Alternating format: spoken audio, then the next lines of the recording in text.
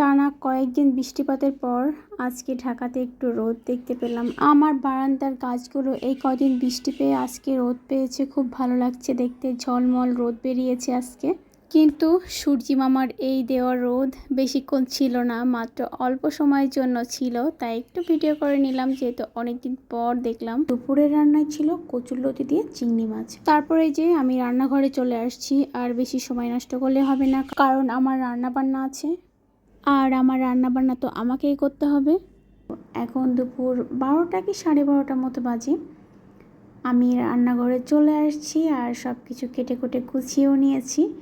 এখানে কচুরলতি পরিষ্কার করে নিয়েছি, তারপর চিংড়ি মাছটাও পরিষ্কার করে নিয়েছি, মশলাগুলো রেডি করে নিয়েছি, পেঁয়াজ, জিরে, আদা, রসুন বাটা, আর এখানে মেন জিনিসটা যেটা সেটা হচ্ছে সরিষা বাটা। প্রথমে সরিষা বাটতে আমি ভুলে গিয়েছিলাম, সব মশলাগুলো রেডি করে নিয়েছিলাম। পরে মনে পড়েছে যে সরিষাটা বাটা হয়নি। যেহেতু সরিষা বাটা আমার পরে লাগবে, এই জন্য মশলাগুলো আমি আগে কষাতে দিয়েছি। সুন্দর করে কষিয়ে তারপর কচুরলতিগুলো দিয়ে দিব। কচুরলতিগুলো দিয়ে দিয়েছি, তারপর চিংড়ি মাছটাও আমি একসাথে দিয়ে দিব। চিংড়ি মাছটা কয়েকদিন আগেই ফ্রিজে আনা হয়েছিল, খাওয়া হচ্ছিল না, তাই ভাবছিলাম কচুরলতি আর চিংড়ি মাছ দিয়ে রান্না করি। আর এই যে সরিষা বেটে নিয়েছি, আমি কচুরলতি আর চিংড়ি মাছ একসাথে কষিয়ে নিচ্ছি, আর সরিষা বাটা একটু পরে দিব। অনেক সময় চিংড়ি মাছ অনেকে সিদ্ধ করে নেয় আলাদা, তারপর ভাজি করে নেয়। আমি যদি ভুনা করতাম তাহলে চিংড়ি মাছটা ভাজি করে নিতাম।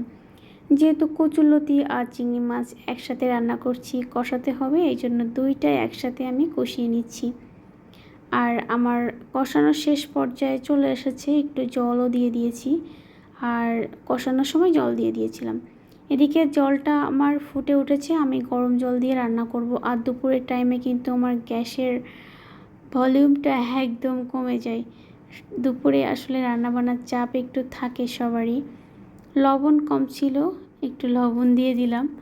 আর তরকারি আমার চেখে না দেখলে পারফেক্ট হয় না তরকারির লবণটা। একটু চিনি দিয়ে দিলাম, যেহেতু ঝাল তরকারি এই জন্য একটু চিনি দিয়ে দিয়েছি।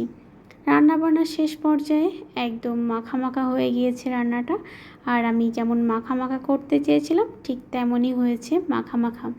সাথে ছিল মুসুরের ডাল আর আলু বরবটি ভাজি। এই তো দুপুরের রান্নাবান্নার পর খাওয়া দাওয়া শুরু হয়ে গিয়েছে। আর কচুরলতি দিয়ে চিংড়ি মাছ খেতে কিন্তু অসাধারণ হয়েছিল। আপনারাও এভাবে একবার রান্না করে ট্রাই করতে পারেন।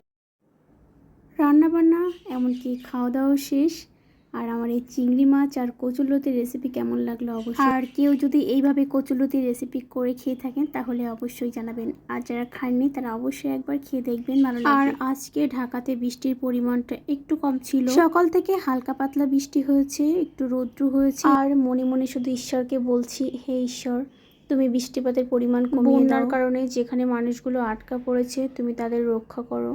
যাই হোক, যত তাড়াতাড়ি বৃষ্টিপাতের পরিমাণ কমে যাবে, বন্যা কবলিত দেশের মানুষজন তত তাড়াতাড়ি স্বস্তি পাবে। আমার ভিডিও আজ এ পর্যন্ত। আমরা সবাই সবার জন্য দোয়া এবং আশীর্বাদ করি। ভালো থাকবেন সবাই।